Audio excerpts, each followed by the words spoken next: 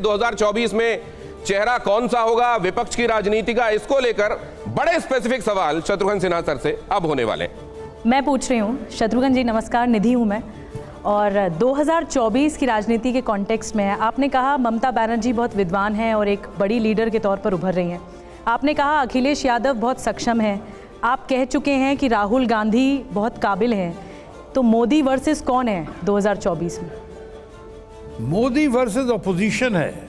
और मैं एक चीज़ और थोड़ा सा खुलासा कर सकूँ, मैं कोई आपकी तरह एक्सपर्ट नहीं हूँ, लेकिन आपने चूंकि कहा है freedom of expression, freedom of speech का ज़माना है ये, जैसे आपकी तरह आप लोग को देख के कह सकता हूँ कि वुमेन एम्पावरमेंट का ज़माना है, तो मैं कह सकता हूँ कि ऑपोजिशन से होगा। और इसमें ये कहने की अब ज़रूरत नहीं, घिसी पिटी बातों को लेके आते हैं, अरे बट ऑपोजिशन का चेहरा कौन होगा, और ये सब तुम लोग बचपन से सुनते आ रहे हैं। आफ्टर नेहरू हूँ, आफ्टर लाल बहादुर शास्त्री हूँ, आफ्टर इंदिरा गांधी हूँ। लेकिन ऑपोजिशन में एक चेहरा नहीं है, सब नेता हैं। होगा, कोई बात नहीं। अखिलेश यादव, केसीआर थर्ड फ्रंट के लिए कोशिश कर रहे हैं, कई मंच पर साथ हम देख रहे हैं, केजरीवाल को, अखिलेश यादव को, ममता बनर्जी भी केसीआर के मंच में दिखी, नीतीश कुमार भी।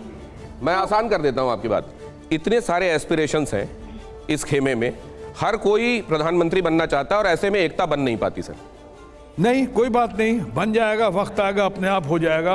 क्योंकि आप ये समझने की कोशिश कीजिए दिनेश जी, यहाँ पे ये लोग जो हैं, एक तरफ इनकी कितनी यूनिटी है, किस हद तक यूनिटी है और कितनी सीटों से यूनिटी रंग लाएगी, वो तो बात की बात है। पहली बात है, जो भी प्रधानमंत्री होता है, चाहे जिसके बारे में बातें हो रही हैं और जिसके बारे में लोग देख कर, सुन कर और कह के अपोजिशन तैयार कर रहे हैं पूरा, पहले उनको देखिए कि उनकी कहाँ गेन होती है। लेकिन ममता दीदी क्या राहुल गांधी के नाम पे सहमत हैं? मैं बताने वाला कौन हूँ? यहाँ इतने बड़े बड़े बैठे हुए पत्रकार, जो बैठे हुए हैं उनके पास आ जाते हैं। अवधेश जी बैठे हुए हैं, देखिए बहुत देर से। ये बाउंसर है, गुगली है, दूसरा है, क्या है, अब देख लेते हैं। बाउंसर गुगली नहीं, सामान्य सा सवाल है। मैं 9 अप्रैल 2019 का आपका एक बयान देख रहा था, जिसमें आप कांग्रेस में आने के बाद आप बता रहे थे टेलीविजन पर कि मैं जोश में नहीं होश में काम करता हूं और मैं वफादार हूं, अगर कांग्रेस में आया हूं तो लंबे समय तक यहां रहूंगा। लेकिन हम लोगों ने देखा कि साल के अंदर आप तृणमूल कांग्रेस में चले गए, तो उस बयान के क्या मायने थे? आप कितने वफादार रहे कांग्रेस के प्रति? वफादारी तो आप मेरे यहाँ तक देख रहे हैं कि मैं अकेला आदमी हूँ जो कांग्रेस से जाने के बाद भी अभी तक मैंने कांग्रेस की कोई शिकायत नहीं की है। ये नहीं कहा क्यों गया हूँ कांग्रेस से, हमने कहा जाने दो, उनको भी इस वक्त जख्मों में मरहम की ज़रूरत है, वो उनका अच्छा दौर नहीं गुजर रहा, मैं उनके खिलाफ अब कुछ नहीं बोलूँगा।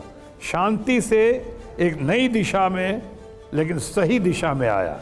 आपको तो पता होगा कि ममता जी से मेरी बहुत पुराना अफेक्शन रहा है, जान पहचान रहा है, मैं उनका बहुत कायल रहा हूँ। इनफैक्ट देश के नेताओं में अगर सही मायनों में जयप्रकाश नारायण जी से, जिनसे मैं प्रभावित होकर आया, उसके बाद किसी नेता की सिंप्लिसिटी का, किसी नेता के विजन का, किसी नेता की ईमानदार छवि का, किसी नेता के वो कर्मठता का, कैपेबिलिटी दिखाकर मैं कायल रहा हूँ, तो ममता बनर्जी का रहा हूँ। मैं अब आगे एक सवाल आपसे पंकज झा पूछने वाले हैं, मैं जरा इसके और इलेबोरेशन पर आऊंगा, लेकिन पहले पंकज। मैं समझ गया पंकज झा क्या पूछेंगे। अभी आप कह रहे थे तमाम लोगों के बारे में, तेजस्वी से लेकर नीतीश, ममता, राहुल गांधी, क्या आप नीतीश कुमार को नहीं मानते कि पीएम मटेरियल हैं? वो भी आपके मित्र हैं। झा जी, इसका जवाब मैं पहले कई बार दे चुका हूँ और आज कर दिया, आपने कंफ्यूज कर दिया। राहुल गांधी के लिए भी कहा, ममता बनर्जी के लिए भी कहा, इसीलिए पूरा कंफ्यूजन आप ही फैला रहे हैं। मैं क्लैरिटी दे रहा हूँ, आपको कंफ्यूजन लग रहा है, इसलिए कि आप वो सुनना चाहते हैं जो आपने ठान रखी है। आप सुनना चाहते हैं कि मैं वही बोलूं, वो नहीं होगा, मैं बता देता हूं। और यहाँ इतनी अच्छी ऑडियंस बैठी है, लोग बैठे हैं, मैंने कहा था और आज भी कहता हूं, नीतीश कुमार में क्यों कमी है, नीतीश कुमार में क्यों नहीं वो क्षमता है, क्षमता। अब उसके बाद वो चाहिए रूले टेबल पर नंबर आना चाहिए, 22 नंबर, 9 नंबर, 12 नंबर, 32 नंबर जो खेलते हैं वो बनेंगे, तो आप भी बन सकते हैं, हम भी बन सकते हैं। जिसके पास नंबर वो बनेगा सिकंदर।